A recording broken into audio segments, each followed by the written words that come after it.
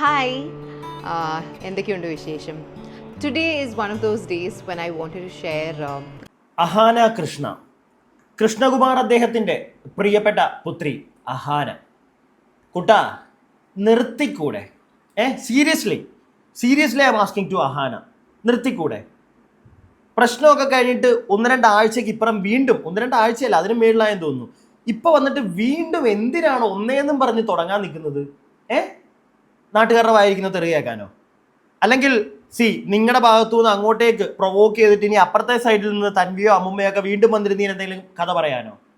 എന്തിനാ ഇത് ചെയ്യുന്നത്? പ്രിയപ്പെട്ടവരെ, ഏവർക്കും പുതിയൊരു വീഡിയോയിലേക്ക് സ്വാഗതം. എൻ്റെ ചാനൽ ആദ്യമായിട്ട് കാണുന്ന ആരെങ്കിലുമൊക്കെ ഇവിടെ ഉണ്ടെങ്കിൽ ഒന്ന് ചാനൽ സബ്സ്ക്രൈബ് ചെയ്യുക, വീഡിയോയ്ക്ക് ലൈക്ക് തരിക, നിങ്ങളുടെ അഭിപ്രായങ്ങൾ കമൻറ്റ് ബോക്സ് ഉണ്ട് രേഖപ്പെടുത്തുക. വീഡിയോ മുഴുവനായി കണ്ടതിന് ശേഷം കമൻറ്റ് ബോക്സിൻ്റെ തൊട്ടപ്പുറം ഹൈപ്പ് എന്നൊരു ഓപ്ഷൻ കാണാൻ സാധിച്ചാൽ അതിലും ക്ലിക്ക് ചെയ്യുക. ഇനി കാര്യത്തിലേക്ക് കടക്കാം. അഹാന ഇന്നലെ ഒരു പോസ്റ്റ് ഇട്ടിരിക്കുന്നത് കണ്ടു. എന്ത് കാര്യത്തിന്? അതാണ് ഇപ്പം എൻ്റെ ചോദ്യം. അഹാന, അമ്മുമ്മ, ഇവരുടെ കസിനായിട്ടുള്ള തൻവി, ഒരു പ്രശ്നം ഉണ്ടായിരുന്നു. സിന്ധു കൃഷ്ണ ഒരു പ്രശ്നം നടന്നു, അത് കഴിഞ്ഞു പോയതാണ്. എന്തിന്? ആ പ്രശ്നത്തിൻ്റെ ഭാഗവുമായി അഹാന ഒരു വീഡിയോ ചെയ്യുന്നു, തൻവി വീണ്ടും. അവസാനം കുടുംബക്കാർ തന്നെ ഇടപെട്ട് രണ്ടുപേരുടെയും സൈഡിൽ നിന്നുള്ള വീഡിയോകളൊക്കെ റിമൂവ് ചെയ്ത് രണ്ടുപേരും 2 വഴിക്ക് പോയതാ. ഇപ്പൊ ഇത്രയും ദിവസങ്ങൾക്ക് ശേഷം വീണ്ടും അഹാന വന്നിങ്ങനെ ഒരു പോസ്റ്റ്, അതിന്റെ ആവശ്യം എന്താ? ഇതിനു മുമ്പ് സിന്ധു കൃഷ്ണ അവര് ആർക്കൊക്കെയോ മെസ്സേജ് ഇൻസ്റ്റാഗ്രാമിൽ അയച്ച ആർക്കൊക്കെയോ കുറെ വീഡിയോ ക്ലിപ്പുകളും അതും ഇതുമൊക്കെ അയച്ചു കൊടുത്തു. എന്തിന്? പോട്ടെ, അതോടുകൂടി അങ്ങ് തീർന്നെന്ന് വിചാരിച്ചു. ഇപ്പൊ അതാ വീണ്ടും വന്നൊരു പോസ്റ്റ് കൊണ്ട് ഇറങ്ങിയിരിക്കുകയാണ്. എന്ത് കാര്യത്തിന് അഹാന? ആളുകൾ നിങ്ങളോട് ചോദ്യങ്ങൾ ചോദിക്കുന്നെങ്കിൽ ആളുകൾ ചോദിക്കുന്ന എല്ലാത്തിനും ഉത്തരം കൊടുക്കാൻ ഇരിക്കുകയാണോ നിങ്ങൾ? പ്രത്യേകിച്ച് നിങ്ങളുടെ കുടുംബത്തിലെ കാര്യങ്ങളെ പറ്റി ആൾക്കാർ ചോദിക്കുമ്പം നിങ്ങൾക്ക് വേണമെങ്കിൽ ഇഗ്നോർ ചെയ്ത് വിടാം. നിങ്ങളെ സ്നേഹിക്കുന്ന ആളുകളുണ്ട്, അവർ നിങ്ങളെ സപ്പോർട്ട് ചെയ്യട്ടെ.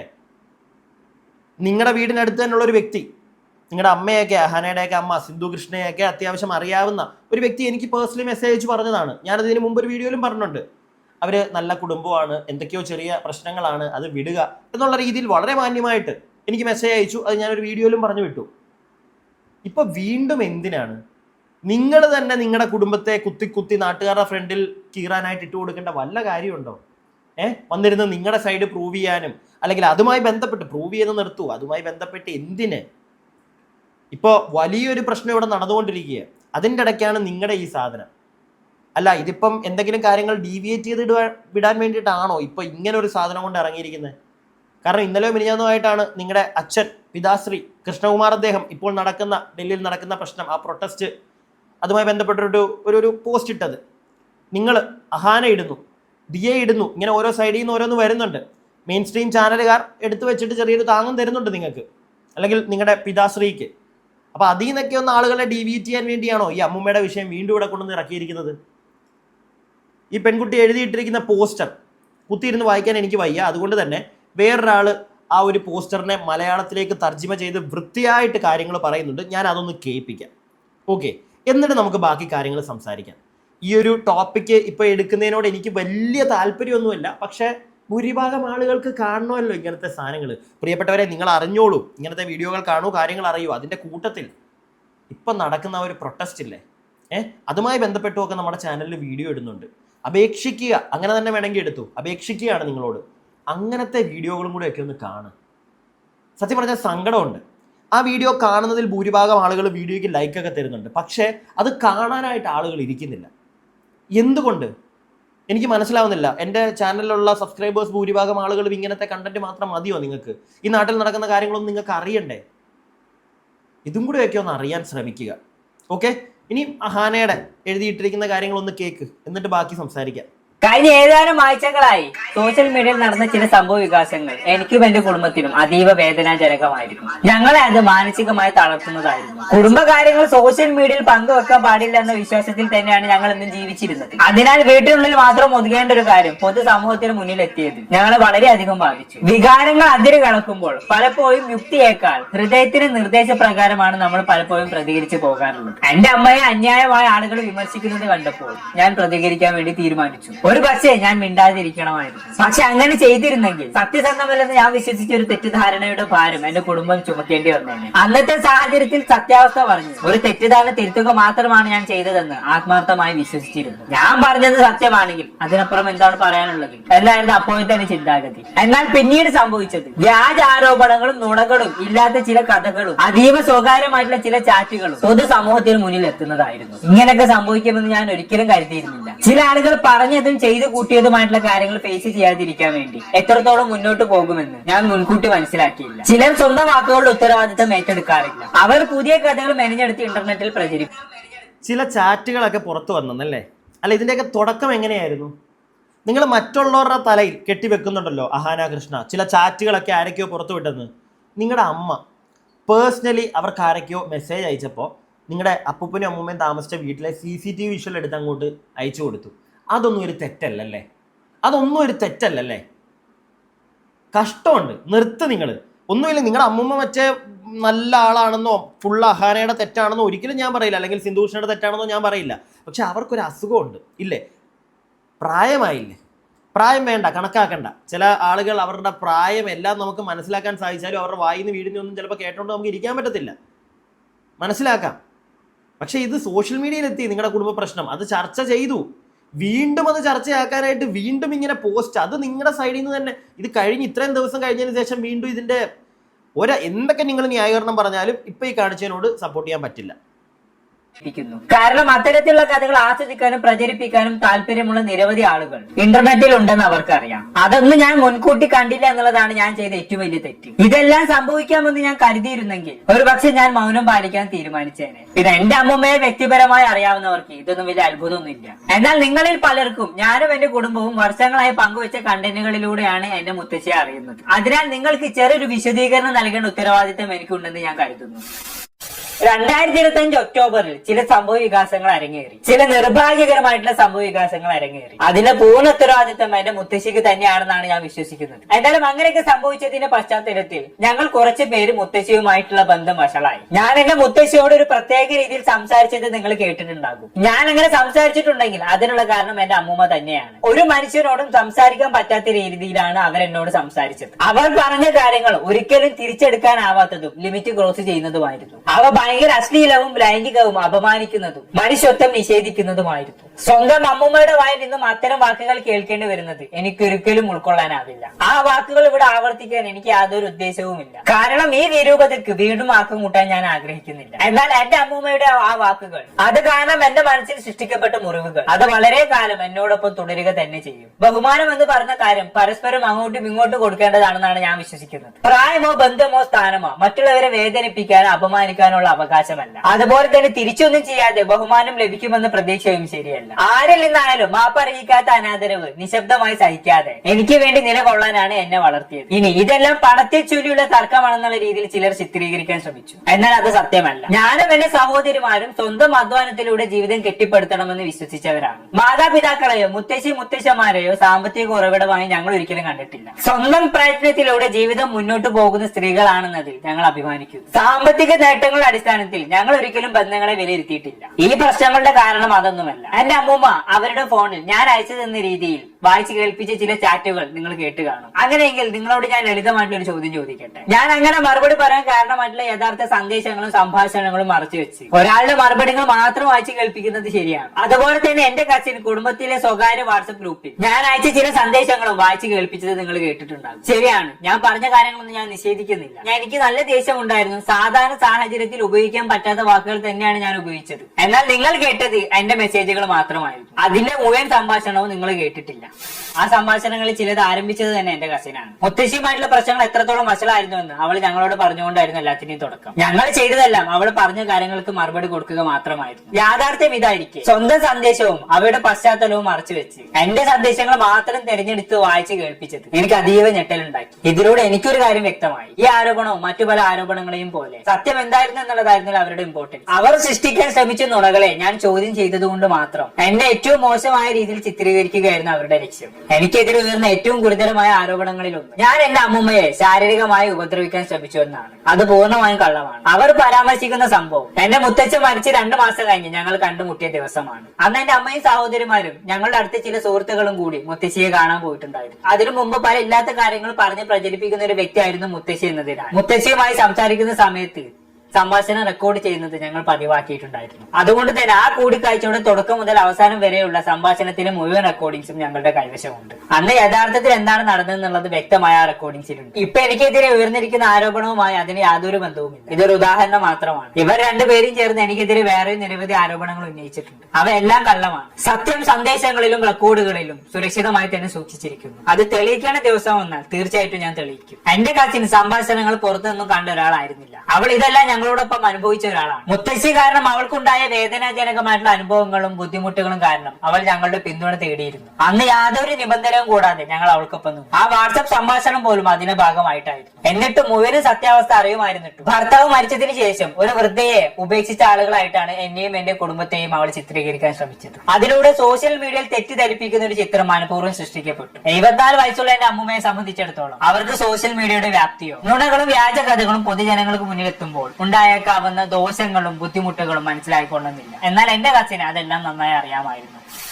ഇതെല്ലാറ്റിനും ഏറ്റവും പ്രയാസകരമായിട്ടുള്ള കാര്യം നുണകളുടെ അടിസ്ഥാനത്തിൽ ആളുകൾ എന്നെ തെറ്റിദ്ധരിക്കുന്നതാണ്. എന്റെ കയ്യിലെ ചാറ്റുകളും ഓഡിയോ റെക്കോർഡിംഗ്സും അടക്കമുള്ള ഇഷ്ടംപോലെ തെളിവുകളുണ്ട്. സൃഷ്ടിക്കപ്പെട്ടിട്ടുള്ള എല്ലാ വ്യാജ കഥകളും മിനിറ്റുകൾ കൊണ്ട് എനിക്ക് പൊളിച്ച് എഴുതാൻ പറ്റും. അവയെല്ലാം ഞാൻ പരസ്യമാക്കാൻ തീരുമാനിച്ചതാണ്. അങ്ങനെ ചെയ്താൽ പലർക്കുമുള്ള അഭിപ്രായങ്ങൾ അതേ വേഗത്തിൽ തന്നെ മാറുന്നുള്ളതിൽ യാതൊരു സംശയവുമില്ല. എന്നാൽ സ്വകാര്യ സംഭാഷണം പൊതുസമൂഹത്തിന് മുന്നിൽ കൊണ്ടുവന്നാൽ ഇത്രയും നാളെ ഞാൻ എതിർത്തുകൊണ്ടിരുന്ന അതേ കാര്യം തന്നെ ഞാൻ ചെയ്യുന്ന പോലെയാവും. ഞാൻ അങ്ങനെ ഒരാളല്ല. ഞാൻ അങ്ങനെ ഒരാളാവാൻ ഒരിക്കലും ആഗ്രഹിക്കുന്നുമില്ല. എന്നെ കുറിച്ച് തെറ്റായതും തെറ്റിദ്ധരിപ്പിക്കുന്നതുമായിട്ടുള്ള പ്രസ്താവനകൾ പ്രചരിപ്പിച്ച് എന്റെ പ്രശസ്തിക്ക് കേട് വരുത്തുക എന്ന ഏക ലക്ഷ്യത്തോടെ പ്രവർത്തിച്ചതിനാൽ എന്റെ കസിനെതിരെ ഡിഫമേഷൻ അടക്കമുള്ള പൂർണ്ണ നിയമ നടപടികൾ സ്വീകരിക്കാൻ എനിക്ക് അവകാശമുണ്ട്. പക്ഷേ 2 കാരണങ്ങളാൽ ഞാൻ തൽക്കാലം അത് ചെയ്യുന്നില്ല. ഒന്നാമതായി എന്റെ കസിന്റെ ജീവിതത്തിൽ ഞങ്ങൾ ഒരുപാട് സ്നേഹിക്കുന്ന കുട്ടികൾ അവർ ഒരിക്കലും എടുത്തിട്ടില്ലാത്ത തീരുമാനങ്ങളുടെ വില അവർ കൊടുക്കേണ്ട സാഹചര്യം സൃഷ്ടിക്കാൻ ഞാൻ ആഗ്രഹിക്കുന്നില്ല. രണ്ടാമതായി കുടുംബകാര്യങ്ങൾ പൊതുസമൂഹത്തിന് പോരാട്ടമാകരുത് എന്ന നിലപാടാണ് ഞാൻ ആദ്യം തൊട്ട് സ്വീകരിച്ചിട്ടുള്ളത്. കോടതി മറ്റൊരു പൊതു പോരാട്ടമാണ്. എന്റെ കുടുംബം ഇനി അത്തരൊരു പോരാട്ടം കൂടി നേരിടേണ്ടി വരാൻ ഞാൻ ഒട്ടും ആഗ്രഹിക്കുന്നില്ല. പക്ഷെ ഇതിനകം ഞങ്ങൾ ഏറെ വേദനിപ്പിച്ച ഈ വിഷയത്തിൽ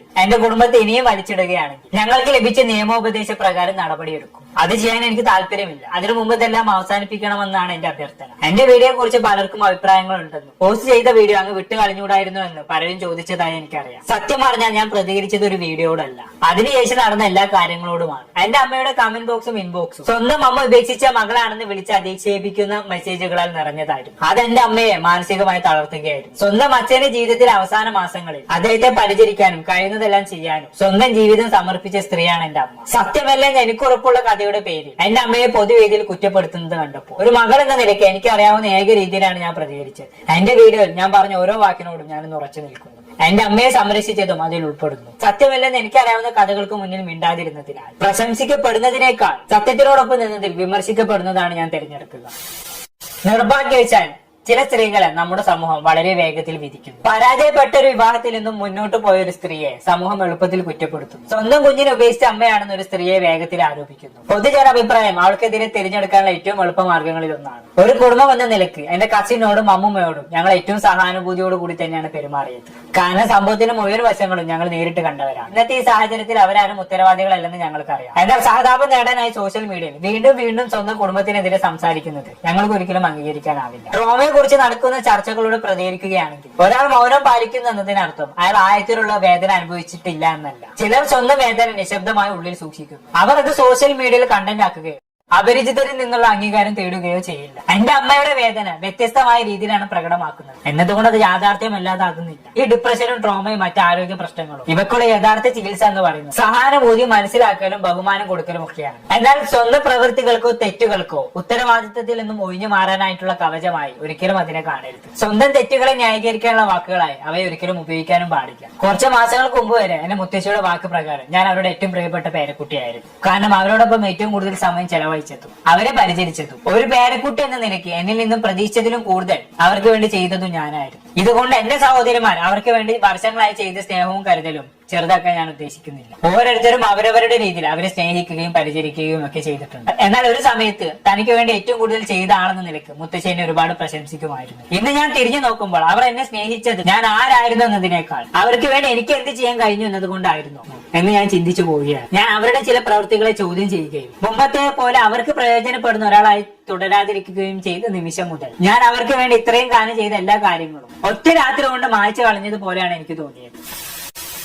എന്റെ മുത്തശ്ശി ഞാൻ അവർക്ക് വേണ്ടി ചെയ്തതെല്ലാം മറന്നിട്ടുണ്ടാകാം. ചിലപ്പോൾ ആളുകൾ അവർക്ക് ഓർക്കാൻ ആഗ്രഹിക്കുന്ന കാര്യങ്ങൾ മാത്രമേ ഓർക്കാറുള്ളൂ എന്ന് ഞാൻ മനസ്സിലാക്കുന്നു. അതിലെനിക്ക് പരാതിയില്ല. ഞങ്ങൾ ഒരുമിച്ച് പങ്കിട്ട നല്ല നിമിഷങ്ങൾ അവർ മറക്കാൻ തിരഞ്ഞെടുത്തെങ്കിൽ പോലും ഞാൻ അതൊന്നും മറന്നിട്ടില്ല. അവർക്ക് വേണ്ടി ഞാൻ ചെയ്തതെല്ലാം എന്തുകൊണ്ടാണെന്ന് എനിക്കറിയാം. ഒരിക്കൽ ഞങ്ങൾ പങ്കിട്ട നല്ല ഓർമ്മകൾ ഞാൻ മനസ്സിൽ സൂക്ഷിക്കുകയും വിലമതിക്കുകയും ചെയ്യും. ഇനി മുതൽ എന്റെ മുത്തശ്ശിയെ പരിചരിക്കാൻ ഞങ്ങൾക്ക് കഴിയില്ല. അവർ നടത്തിയ മാനസിക പീഡനങ്ങളിൽ നിന്നും ഞങ്ങളെ സംരക്ഷിക്കാനുള്ള ഏക മാർഗം അകന്നു നിൽക്കുക മാത്രമായിരുന്നു. എന്നാൽ അവർക്കിപ്പോൾ 74 വയസ്സുണ്ട്. ഈ വിവാദങ്ങൾ എല്ലാവരും മറന്നു കഴിഞ്ഞാൽ അവരെ പരിചരിക്കാൻ ഒരാൾ ആവശ്യമായി വരും. എന്റെ കസിൻസ് കാനഡയിലുള്ള ജീവിതം ഉപേക്ഷിച്ച് നാട്ടിലേക്ക് തിരിച്ചു വന്നത് മുത്തശ്ശിയെ പരിചരിക്കാനാണെന്ന് ലോകത്തോട് വിളിച്ചു പറഞ്ഞിട്ടുണ്ട്. എന്റെ മുത്തശ്ശിയുടെ നന്മക്കായി അത് സത്യമാകട്ടെ എന്ന് ഞാൻ ആത്മാർത്ഥമായി ആഗ്രഹിക്കുന്നു. വീഡിയോകൾ ഇല്ലാതെ ആയി കഴിഞ്ഞാലും കാണികൾ ഇല്ലാതെ ആയി കഴിഞ്ഞാലും ആ വാക്ക് അതുപോലെ പാലിക്കുമെന്ന് ഞങ്ങൾ പ്രതീക്ഷിക്കുന്നു. ഇനി ഓൺലൈനിൽ കണ്ട കാര്യങ്ങളുടെ അടിസ്ഥാനത്തിൽ ആരെങ്കിലും എന്നെ വിലയിരുത്താൻ ശ്രമിച്ചാൽ അത് ഞാൻ മനസ്സിലാക്കുന്നു. എല്ലാവർക്കും സ്വന്തം അഭിപ്രായം പറയാനുള്ള അവകാശമുണ്ട്. എന്നാൽ കുറച്ച് സ്ക്രീൻഷോട്ടുകളും ചില ചെറിയ ഭാഗങ്ങളും മാത്രം ഒരു കഥയുടെ പൂർണ്ണ സത്യം ഒരിക്കലും കാണിക്കില്ലെന്ന് എനിക്കറിയാം. കഥയുടെ സത്യാവസ്ഥ അറിയാതെ ഒരാളെ വിധിക്കാതിരിക്കാൻ ആളുകൾക്ക് ക്ഷമ ഉണ്ടായിരുന്നെങ്കിൽ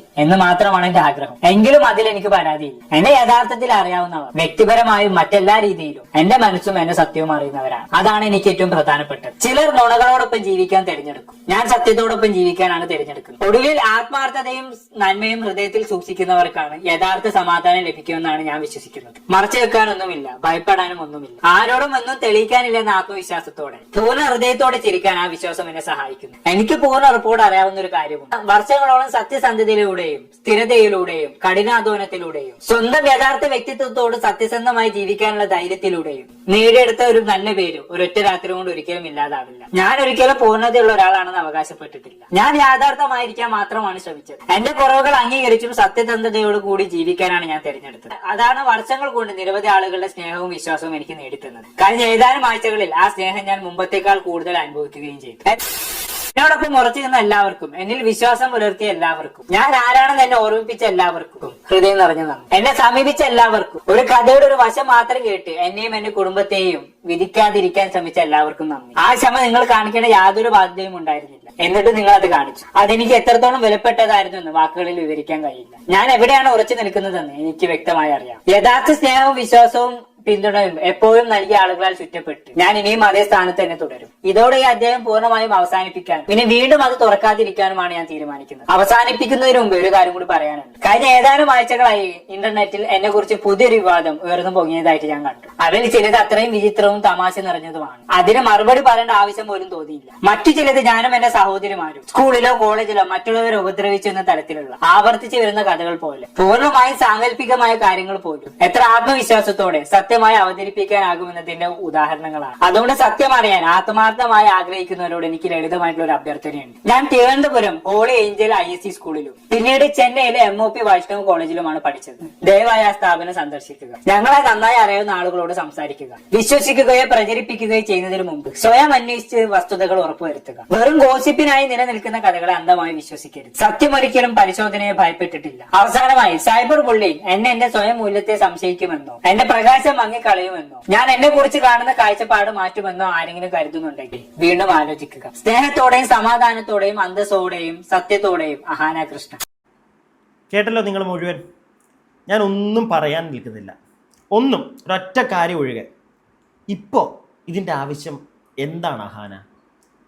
ഇപ്പോൾ ഇത് വന്നിരുന്ന് വീണ്ടും നാട്ടുകാരോട് സംസാരിക്കേണ്ട കാര്യം കഴിഞ്ഞുപോയി. ആളുകൾ മറന്നു തുടങ്ങി.